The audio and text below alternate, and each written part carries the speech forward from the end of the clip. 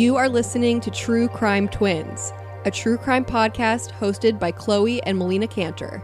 True Crime Twins is produced by Crawlspace Media.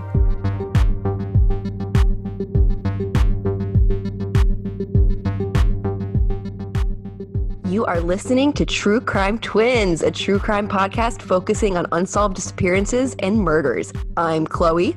And I'm Melina. Thank you so much for listening. So we wanted to sort of fill you guys in a little bit on what's been going on in our lives. We kind of get excited about these things and we just jump right in.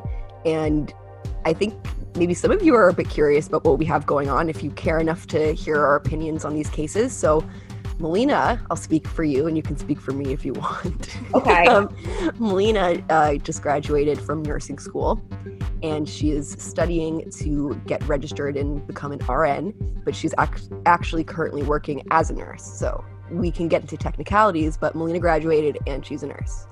Yay.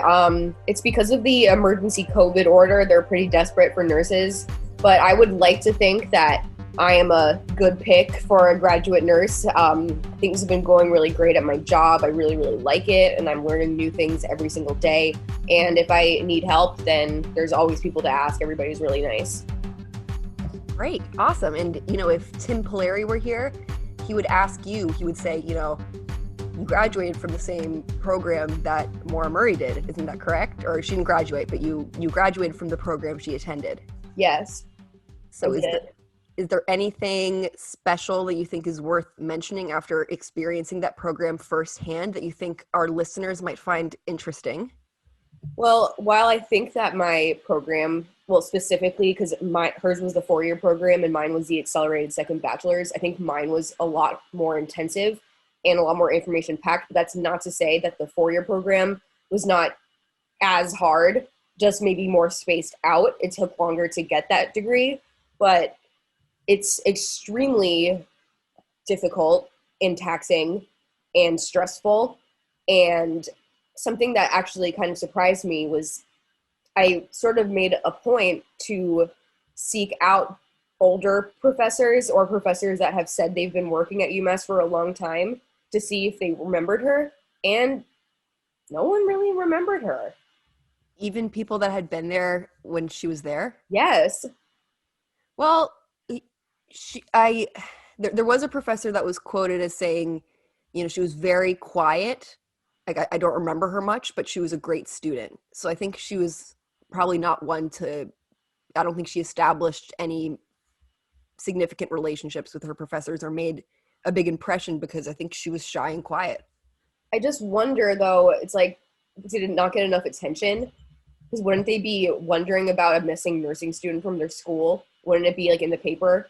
That seems to be like an ongoing theme that a big deal was not made of it on campus. Like, I mean, I'm sure people listening to this can relate, but like when I talk to people and it seems like they were on campus at that same time, I'll mention it. I'll say like, did you hear about this at that time? Were there any rumors? And like nobody ever remembers what I'm talking about. Maybe it's just the true crime fanatics. Yeah. But again, you'd think it would be a big deal. I would think so. But I guess it didn't happen out on campus. I guess if it happened on campus, it would be a bigger deal. Right. She was gone. She was far away. Yeah. And when I think about her sending that email out to her professors, like she must have been at the end of her rope to really risk that because she wouldn't have gotten like a failing grade or had to repeat the class for missing one. But it sounded like she was going to miss more than one clinical. And it's not that easy to make them up. Right. A whole week she had accounted for. So if she made it up, she'd be okay, but it would be quite the process. So she was putting herself through quite an undertaking by taking that step. Yeah, it was a risk. Right. And just giving yourself more work in the future. Right. So I think she really must have been not doing so good. Yeah. I think it's clear that she was unraveling emotionally and really going through a tough time. So yeah, thanks for that insight. You're welcome. So Chloe is kind of doing the same thing, but she is finishing up a graduate certificate in criminal justice, which is pretty rad. Oh, I finished it actually. See, I'm such a wonderful sister. I keep track. But yes, congratulations. Thank you. Yeah, so I have a couple more classes to go, and then I'll have my master's degree. But Okay, so that's what I thought. You had something to finish. Yeah, but you have if you take a certain number of specific courses, you can get a certificate, before then to sort of specialize, which was cool. And we're excited to be recording season 2. Absolutely. And it's kind of hard to find the time between our jobs and Chloe being a mom. It's hard, but we're happy to be here. Yeah. Anything going on with true crime news? True crime news. Why hasn't Lori Vallow been charged yet? She hasn't? No. I don't get it. Wait, she's been in jail. She's not charged with murder or conspiracy to commit murder. She's charged with tampering with evidence or like abandoning your children. She hasn't been charged with murder yet, and neither has her husband. Well, we don't know. There might be tests being done, and they probably want their case to be perfect. I find it very hard to believe there's a future where she's not arrested. Yeah, it's just kind of bonkers to me, that whole thing. I still think about it pretty much daily. But yeah, anything? I don't think anything new, though. Anything new? Phil Spector died. Oh. He's the music producer that shot that actress in the face and said that it was an accident and that she, quote, kissed the gun. But he died in prison, I think, of COVID. But everybody was like, oh, what an amazing man. I'm like, everybody should be posting pictures. I think her name was Lana Clarkson. Does that sound right to you? I have no idea. I'm sorry. That's okay. But do you remember that? Yeah, no, I know about Phil Spector and his history. And he like literally held one of his first wives, Ronnie Spector of the Ronettes, like the Be My Baby song. He like held her hostage in their house, and she had to like escape. Wow. So certainly a menace to society, and you're correct. American actress Lana Clarkson was the victim of Phil Spector. Yeah, so I feel like people should be talking about that instead of, oh, so great. Well, you didn't even know her. Well, you did know her name. So if you know her name. If you were wrong. I know her face. I'm better with faces than with names. That's good. I'm really good with faces too. With masks, it's a little bit harder, but at least we can see people's eyes. Yeah, like when people make court appearances and you see that on the news, they're wearing masks, and I'm like, Like I do feel like that I've been able to encode something better with like facial, because you can see people's faces move when they smile or frown or cry, and you can see the look in their eyes, but I still wish I could see their whole face. We'll get there. We're getting there. Yeah, I got vaccinated. Don't brag. I'm not bragging because I feel like crap. Yeah. Not to say that everybody will feel like crap, and I don't even know if that's why I feel like crap, but I do. So feel bad for me. I do feel bad for you, but I'm also jealous because I'm definitely just eager for society to get to the point of herd immunity, and I'm excited to get the vaccine. And I'm just, this is like, we're kind of in the pits of it right now. We're recording on January 31st, 2021. So it's a tough time, in the world, but it does seem like there's some hope. Yeah. I think that's all we can really do at this point. Yeah. Well, what we're supposed to do, just keep being negative and pessimistic and have no hope for the future. We can talk about true crime. We can talk about the disappearance of Brianna Maitland. What do you think? That sounds like a great idea, and it sounds like something that might distract me from my own crap, because it's a mystery that we can kind of jump into, and it's one that I know that a lot of people out there are very much interested in, and I can see why. Yeah, and when we kind of branched off with this show, people did engage on social media and say, are you going to do coverage on Brianna? People are interested in our take, and as a lot of our listeners know, I have a blog, Chloe from Crawlspace, where I've extensively covered Brianna's case, and I appeared on a recent episode of Mind Over Murder, which is a podcast with Bill Thomas, and talked about the case. So yeah, I think. Wonderfully. Oh, thank you. I think this can make for a pretty interesting discussion. So for people who don't know, Brianna Maitland was 17 years old when she disappeared on March 19th, 2004. She had been working at her new job as a dishwasher at the Black Lantern Inn in Montgomery, Vermont, which is pretty close to the Canadian border. She punched out at 11:20, declined going out with coworkers, saying that she was tired. She was starting a new job, a second job at KJ's Diner as a waitress that next day. When was this? What was the question? When was this? This was March 19th, 2004. Okay. So, okay. Northern Vermont. Northern Vermont. 2004, huh? I wonder, that's a pretty interesting year, huh? Yeah, as a lot of people know, this happened very shortly after Maura Murray went missing. And yeah, and not too far away. Circumstances, the weirdness were kind of similar too, with like, well, we'll get into that, right? No I didn't mean to interrupt you. Go on. So she was planning on starting another job that next day. She did not show up for that shift. She left that the shift at the Black Lantern Inn at 11:20 p.m. and was witnessed driving off. And then not long after, probably about an hour after, the times have been kind of inconsistently reported at, exactly when witnesses saw the car. But, at approximately 1 hour after, her car was witnessed by multiple people, backed into an abandoned farmhouse at an odd angle. And, there was some evidence of perhaps a struggle. Headlights were left on. Doors were left open. There were items on the ground. The driver was gone. So who discovered the car? There were a couple of bystanders that had just, that happened to drive by. The police weren't dispatched to the car until the next day. I wonder. People were just like, oh, a car. Well, and walked away. Well, one of those people was her ex-boyfriend. Were they on good terms? By all accounts, yes.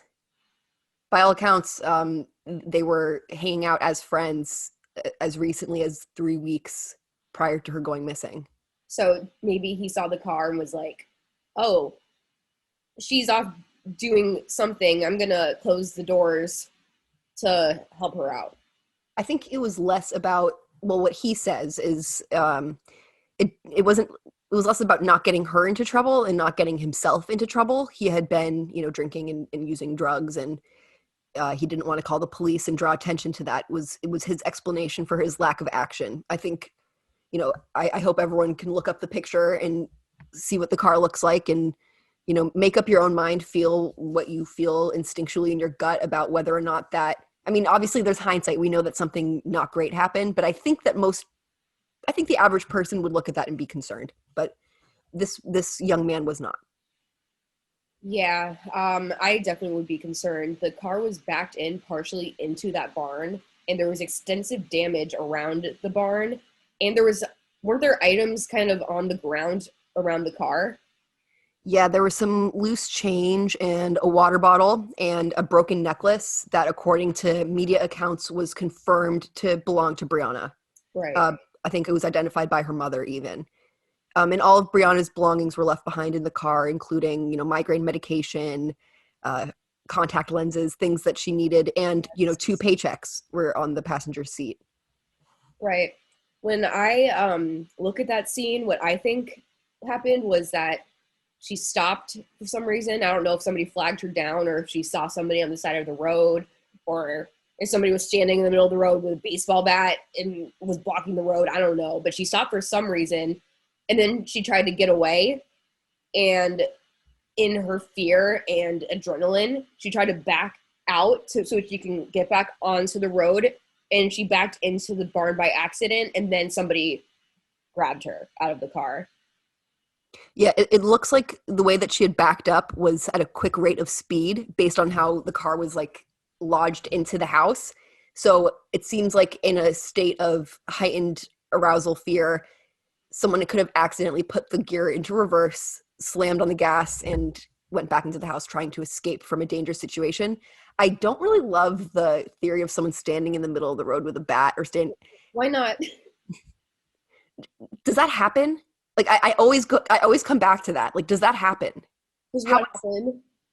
Do people stand in the middle of the road with a bat to stop a car so they can kidnap them?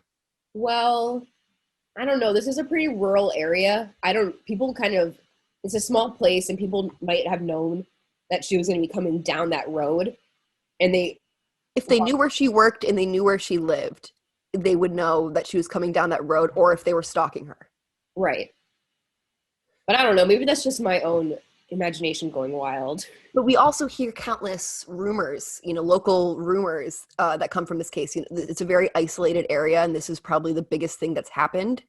So, a lot of stories, tall tales, urban legends come from it. And I believe, one of the stories or theories that have been out there are people, people standing in the road with a bat or some other weapon. People have suggested there were, roadblocks in the road. I think that's just less likely because they might have known she was going that way. But I mean, what would they have done if another car came around the bend? Like, now they're just like threatening a random stranger with a bat, and that person's not going to do or say anything the next day. I just think What kind of car did she have? What kind of car did Brianna have? Brianna drove Oldsmobile Royale. It was light green, and Greg Overacker, a private investigator on this case, like lovingly referred to it as a trash can on wheels or a rolling dumpster or something like that. It was just like not the greatest car. Okay, so that kind of sounds like the car that you would hear from a mile away with that freaking, I don't know, muffler, like. Yeah, like a tank, she inherited it from her grandfather. Right. So obviously she was targeted, right? It wasn't like it doesn't seem like that somebody was just randomly trying to kidnap somebody. It seemed like somebody was looking for her. Well, based on the location of where it happened and, like the proximity to her punching out of work, I am inclined to believe that someone, whether it was like a mutual situation or not, someone was aware of her patterns and what she did on a day-to-day basis.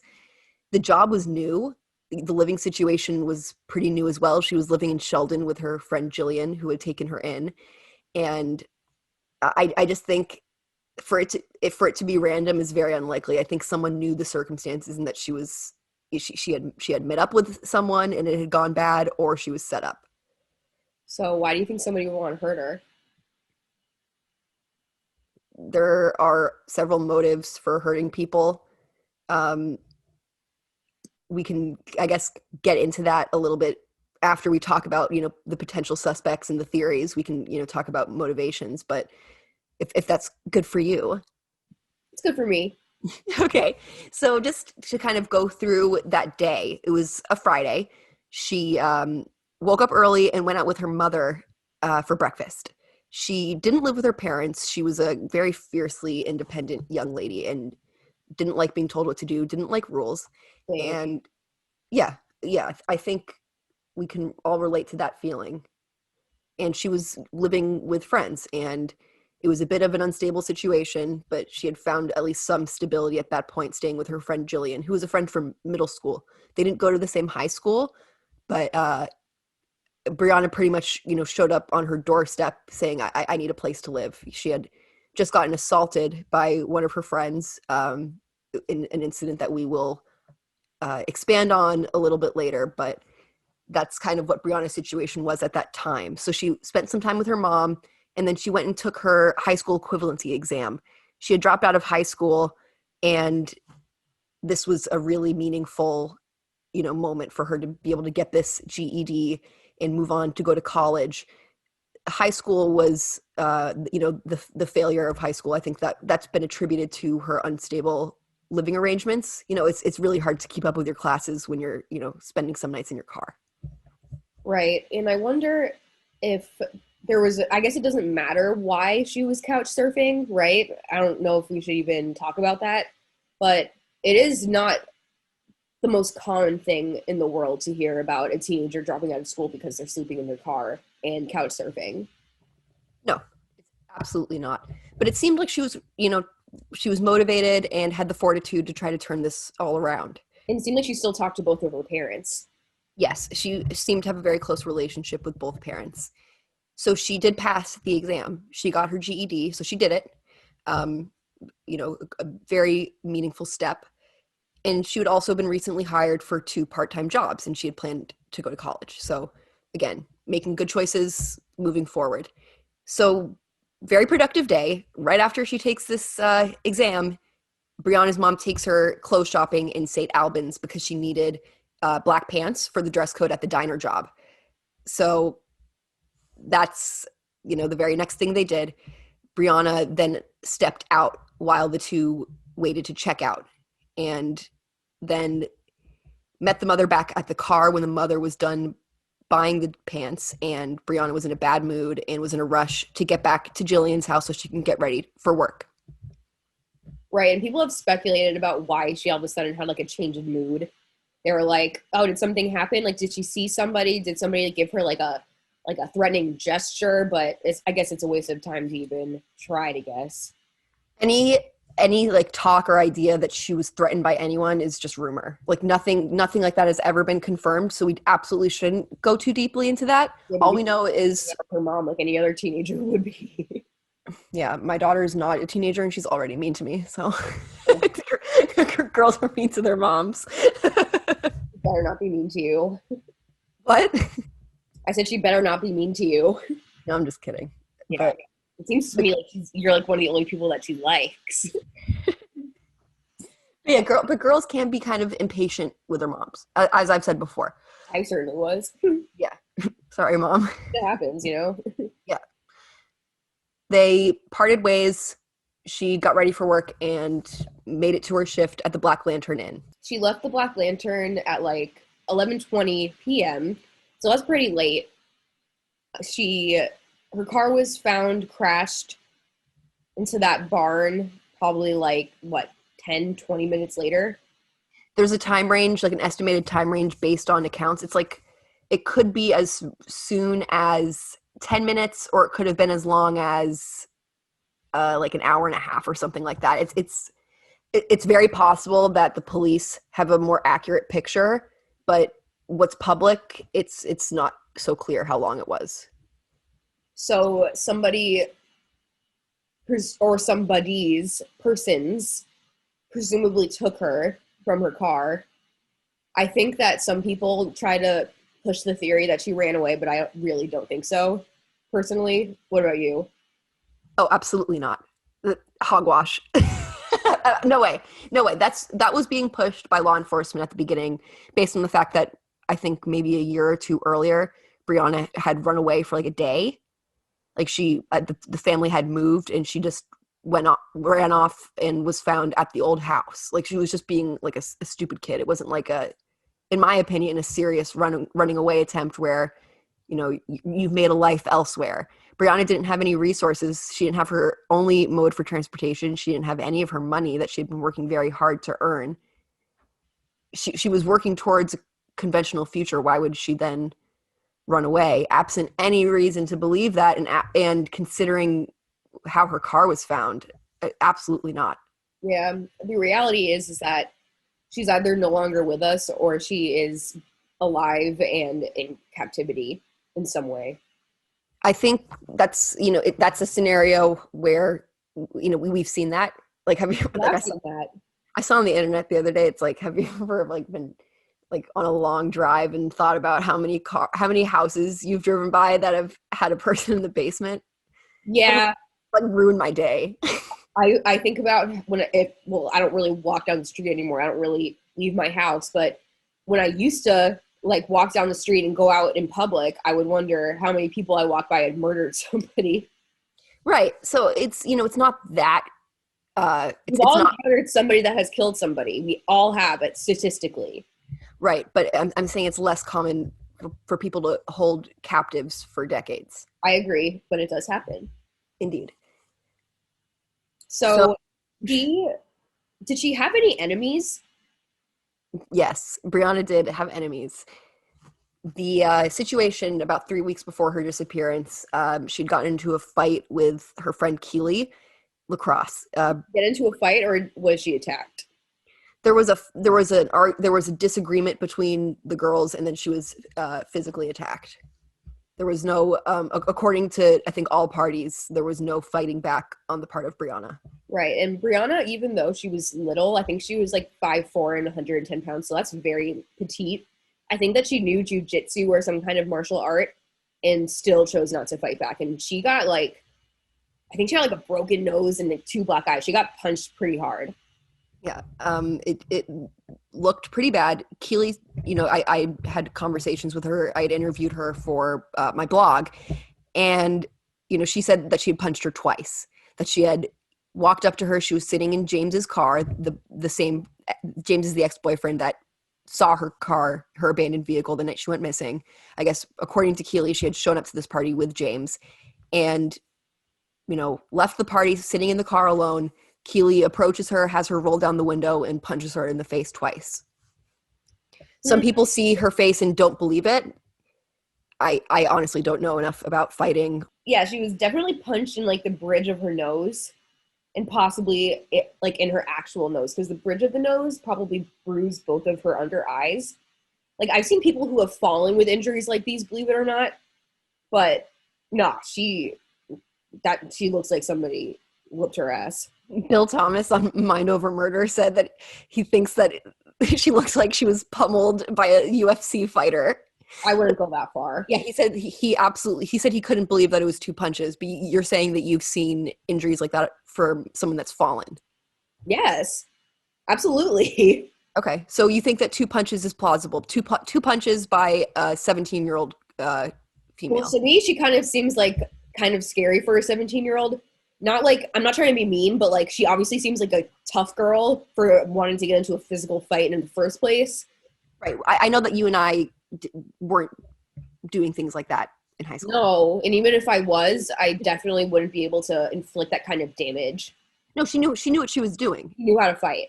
We didn't have brothers. She has brothers, so okay. She probably actually knew how to fight. Learn. Maybe we should know. Maybe we're being stupid telling all of our listeners that we don't know how to fight. Well, actually, listeners, I do know how to fight. I took some Krav Maga classes, so I have some tricks up my sleeve. I think that if they wanted to be intimidated, they should hear our cousin that you went to Krav Maga with talk about her experience at Krav Maga. She kicked my butt. You kick your ass. She's like 6 feet tall.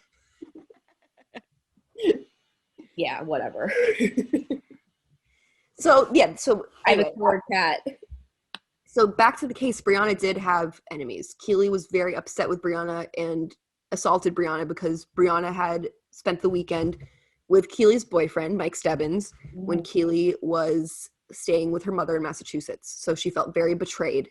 You should have touched him, IMO. No, it is like an enduring pattern. The female always gets all the blame. They always go after the female. They're always mad at the female. But it was her friend, so I get why she was mad at her, but also I think that if somebody should have been punished, it should have been him. Yeah. I agree. And who knows? She probably punched him too. Who knows? So. Sorry. Yeah, that's not cool. That hurts. Yes. But they're teenagers, and teenagers make mistakes. And obviously she felt bad. She refused to fight back because I think she knew that she really messed up. Right. Read the full interview with Keely. It's a 2-parter post on my blog. Shameless self-promotion, but at the same time, I want shameless. People should understand it. Yeah, no, just to have all the context, because I can read it verbatim, but that's not really interesting or original because you can just read it. Yeah, and I think that she's been hurt by people thinking that she was a suspect, even though they had a huge falling out. I don't think there's any evidence that she actually did something to her to cause her disappearance. No, as far as what the public is aware of, no, there's nothing that specifically links her to the disappearance. No, I mean, no one, as far as we know, is linked to the disappearance. Did she have any other enemies? There was some talk that she owed money to an individual named Nathaniel Jackson. Nathaniel Jackson and Ramon Ryans were natives of Jamaica, Queens in New York, and they had traveled to northern Vermont exclusively to traffic crack cocaine. They, were exploiting the crack epidemic in northern Vermont at the time and turning teenagers on to drugs, getting them addicted for their own profit. They're sociopathic people. So Brianna was doing cocaine. There were reports that Brianna was using crack cocaine. And there were reports that Brianna knew and had, contact with Nathaniel Jackson and owed him money. That's rumor. That is not, it is confirmed that she had contact with him. It is not necessarily confirmed publicly that she owed him money. And publicly, do we know if anybody has been alibied? I don't believe so. I'm trying to think. I talked to Keely about that because, on the Disappeared show on ID Discovery, they said that she was cleared. people who are investigating this case have also said that Brianna's ex-boyfriend, James Robitelli, was cleared. But the one that was there. no one has an alibi, as far as I know. Okay. So it sounds like that night, James said that he was, partying with Mike Stebbins, who was Keely's boyfriend. So it sounds like they were all together. Maybe that group was partying together that night. That's possible. Weren't they coming from Canada or something? Who was from Canada? Weren't they coming from Canada? Wasn't James arriving back to Vermont from Canada? That was his original story to the police. It's not true. He never was in Canada. Where was he? He was at Mike Stebbins' house. So why did he lie? I think it's suspicious. James, just for listeners who don't know, James Robitelli has since died. He died in a motor vehicle accident, and he can't really tell a side of the story. I did try to reach out to him when he was alive and didn't hear back.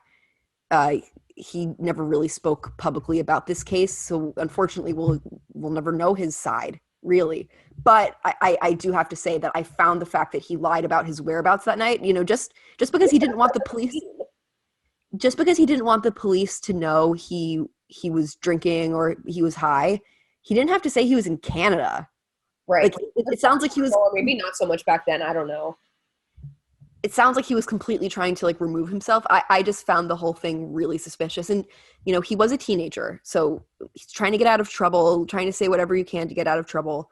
I just felt that the extent of the dishonesty, I felt it was a step above how someone would be dishonest to cover up what he's claiming to cover up. I feel like there's more, especially because he had contact with the car, closing the doors, turning off the lights.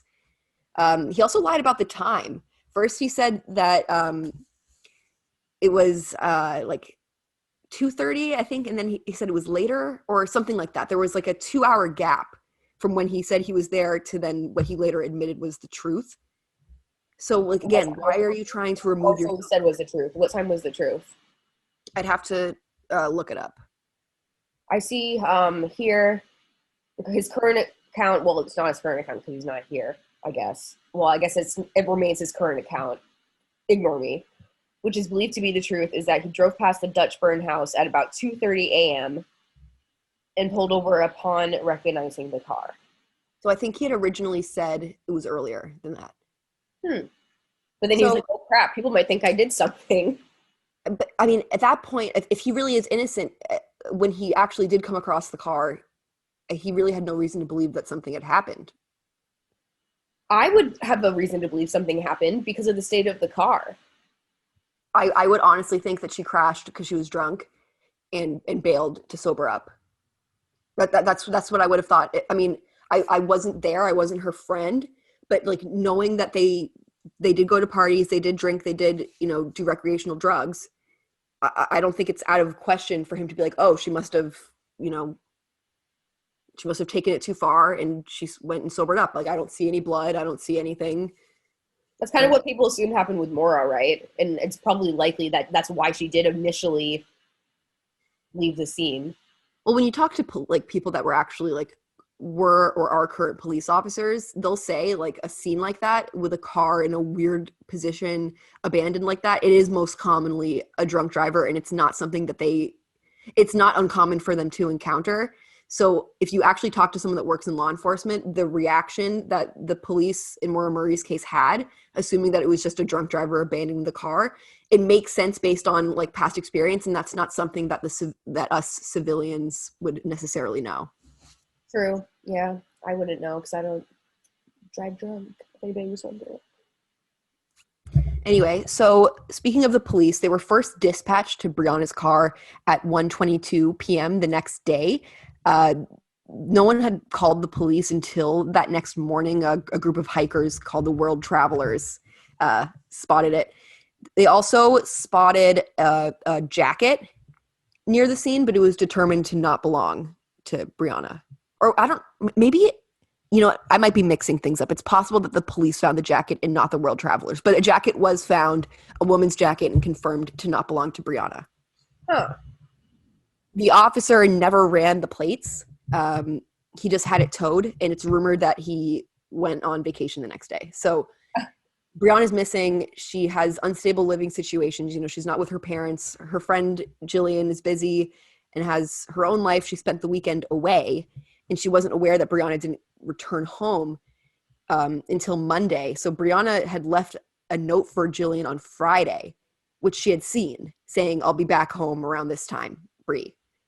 She leaves for the weekend, comes back Monday, and the note's still there. So it's like, okay, well, if Brianna had come back, you'd think she would have tossed the note or done something, but Brianna was nowhere to be found. So the next day, on Tuesday, Jillian called Brianna's mom, Kelly. And, you know, moms have that intuition, that gut. Like you hear time and time again in all these cases that obviously, like, people aren't magic. As again, I'm just quoting Greg Overacker. Shout out to Greg. People aren't magic. So, like, I'm not saying that like moms are psychic, but I do think that once someone raises a concern, a mother is the one that is very quick to say, uh-oh, like, there is a problem. Something is not right. So Kelly immediately jumped into action. She called her husband, she called the police, and did everything they could to begin an investigation into their daughter's disappearance.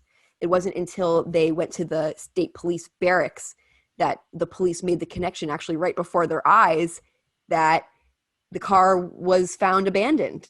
They didn't even run the plates. He said, "Oh, wait a minute, is this the car?"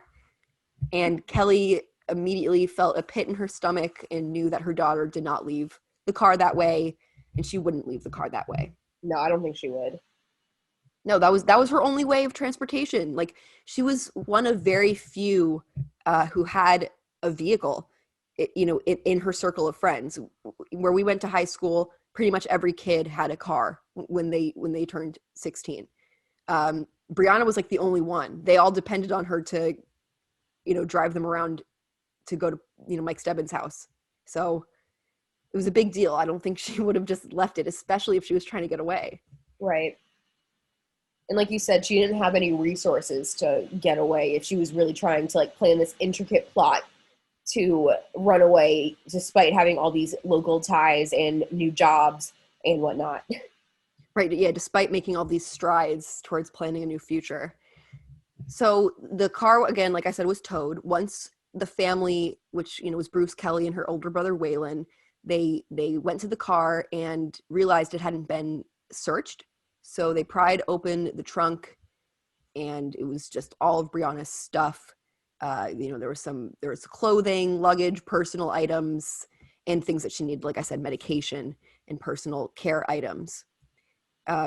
Nothing was found really besides that broken necklace around that accident site. They had found jeans in the woods, but those were determined to not belong to Brianna, as far as I know. Now, I guess we talked about motives, right? We talked about, like, jealousy or betrayal or owing somebody money, right?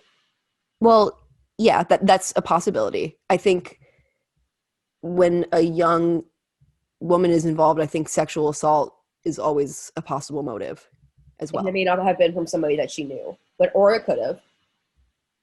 I think it's possible, especially because, she worked at a restaurant where people are coming and going. It's possible that someone noticed her, like someone going to that restaurant, a patron, a hotel guest. Yeah, even though she was a dishwasher, I guess she could have, like, made an appearance. I think she actually, like, it was established that she did, come out and talk to customers. Yeah, and she was very, like, cute, I think, universally. Did you say cute? Yeah. It's so hard recording on Zoom. Yeah, very cute. A little background on Brianna. She was born in Burlington, Vermont. She was 17 at the time of her disappearance. Born in October 8th, 1986, a Libra, like us. She grew up off the grid pretty much in Franklin, Vermont. They didn't have, like, a TV or basic appliances in the kitchen. She was, unique and original. Her friends called her, like, a hippie chick. She even had, like, a Jeep Wrangler at one point that she would drive on back roads, and really loved animals. She had pets and cattle when she lived with her parents. And of course, she loved her car, her green Oldsmobile. Do we know, like, what she wanted to do when she grew up? I don't think she quite knew. She was young and she still had time to figure it out. She and her and stuff. Yeah, she and her best friend Jillian had talked about like getting an RV and driving to every state in America to see which one they liked. And they had talked about, different things they might do. Everyone that knew her believes that she would do something to help others. Yeah, I could totally see that. Not that I knew her, but I know that you've talked to her friends and just things that I've read. I could totally see her being in the helping profession. Yes. And people have very nice things to say. They say that she, maybe had, bad judgment because she was young. And wow, shocking. Yeah, shocking. She had made some mistakes in life, but most things that everybody says are overwhelmingly positive, even from Keely. Like Keely said she was just, she was so nice. She was so affectionate. She was such a good friend. Other friends, say that she was really bubbly. She would, just walk right up to you and introduce herself and make you feel like her oldest friend. She was also very beautiful and was known for being very, very pretty in that area. Right. She had, beautiful dark brown hair, just an adorable face, very cute and stylish and confident. Yeah, and that is why there is a lot of interest in her case. Like, not the only reason why, but it doesn't hurt. That she's beautiful? Right. Unfortunately, she has some factors that have stigmatized her as well. So it's kind of like, if she wasn't out, possibly into drugs, whatever. If she wasn't beautiful and white, there would be virtually no attention at all, which is terrible. Yeah. But not a new concept to any of our listeners, I'm sure. Right. So we can talk about, theories and suspects if you want. I would love that. Yeah. So when I say suspect, like without getting us sued, whose name pops into your head? More than one person, absolutely, that pulled it off. They had to have had a vehicle to get her away unless they ran her through the field, which I doubt because it's just so much land between places. They obviously had to take her somewhere. I mean, the field behind the farmhouse it borders a river, like the Trout River. So there's nowhere to go behind the house. And then there's, the main road where they can be seen. I really think, it was freezing out that night. I don't think they rushed her anywhere. And put her in a vehicle and they went off. I don't know if they went off in the way that she was coming or the way that she was going, but they took her someplace for seedy reasons. They hurt her in some way. And now this person, whether they are alive or not, if they are alive, they have to live with what they did. And I wonder how they do that. They probably don't have compassion. They probably don't have remorse or empathy. So that's how they live with it. Or they do, and they're just riddled with drugs and alcohol, or like in and out of hospitals, or like whatever. I really think it's likely that it was someone that knew her and possibly someone that she trusted. I agree. There's nothing that's mitigating about this crime, because we're talking about a very likely murder. There's nothing that mitigates it, but it does make matters worse for me, like in my gut, if it was someone that she trusted. I agree. It's more of a betrayal. Right. So I think we can agree that there was some premeditation here, that someone, was at least familiar with her patterns and either set her up or had made plans to meet up with her. It should be noted that there is no evidence of her making plans to meet with anybody. They had checked the phone records at the Black Lantern Inn, and Brianna didn't have a cell phone. Did she have IM? I don't know. That was the time for it. Yeah, I would have somebody made a plan with him by mouth. That's really like when you talk about AM, you talk about having a computer. I don't think she had a computer. She didn't have a bed. Oh, yeah. Sorry, that's true. Yeah, no, it's easy to kind of like project our own like experience, but it's definitely something very different than what we experienced. But yeah, it's very possible that she had made a plan through word of mouth, or that she maybe even had like a chance encounter with someone, or someone planned to set her up and knew that she had trusted them and knew that she would feel comfortable stopping to say hello to them. They don't have to stand in the middle of the road with a baseball bat. If she's driving and she sees someone that she thinks is a friend, you don't think she's going to stop? It It depends on how she feels. Like, she did turn down going out with her coworkers because she was tired. I know, but she didn't know She them. even kept going. She didn't know them, and maybe she said no because she had plans. That's true. Yeah, I feel like, I don't know, maybe the person who did it went to her job that night. But there's really no way of knowing at all. Until information comes through or something happens forensically with some sort of DNA match. We know that some DNA has been taken from her vehicle, and we also know that the Vermont State Police, they'd recently gone to the media to talk about doing a campaign to raise money to have evidence tested with genetic genealogy, which has happened. I don't know if, the samples have been resulted or anything, but I'm pretty sure that they met the financial goal and that they were going to move forward with that testing. So this case is terribly sad. I've met Brianna's father, Bruce. We did a live panel together. We've recorded podcasts together on Crawlspace, with Tim Plary and Lance Reed-Stierna. He's a wonderful person. He's a fantastic advocate, starting this nonprofit organization, Investigations for the Missing, to try to help other families who find themselves in this unimaginably overwhelming situation to get support that they need, even if they lack the funds. I think her older brother must, think of her daily, and her poor mother. I can't imagine what these people have to deal with every single day, having someone missing and having absolutely no answers or closure. So I'm hoping that someone can find it in their heart to free these innocent people of that burden. Yeah, and no matter what mistakes Brianna made, she is no doubt 100% a victim that did not deserve what happened to her. If anyone has information about the case, they can contact the Vermont State Police, or they can contact private investigators on the case. We can put ways to contact them into the show notes. Thanks for listening.